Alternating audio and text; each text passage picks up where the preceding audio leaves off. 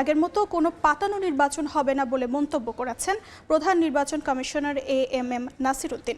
সবার জন্য level playing field নিশ্চিতের আশ্বাস দেন তিনি। সকালে আগারগাঁও নির্বাচন কমিশনে আপিল আবেদনের বুথ পরিদর্শন শেষে সিএসি বলেন, ইনসাফে বিশ্বাসী কমিশন। যারা মনোনয়নের বৈধতা ও বাতিলের বিরুদ্ধে আবেদন করেছেন আইনি ভিত্তিতে তার সমাধান হবে। এদিকে নির্বাচনে মনোনয়নপত্র গ্রহণ বাতিলে রিটার্নিং কর্মকর্তাদের দেয়া সিদ্ধান্তের বিরুদ্ধে আপিলের চতুর্থ দিন আজ। আপিল করেছেন যাচাই বাছাই বাদ পড়া সম্ভাব্য প্রার্থীরা। গত 2 দিনে আবেদন করেছে 309টি।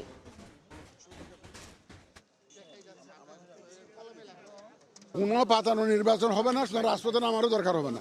কোনো পাতানো নির্বাচন দেশে ইনশাল্লাহ হবে না। রিটার্নিং অফিসারের ক্ষমতা আছে, আইন ওনাদেরকে ক্ষমতা দিয়েছে সিদ্ধান্ত নেওয়ার জন্য।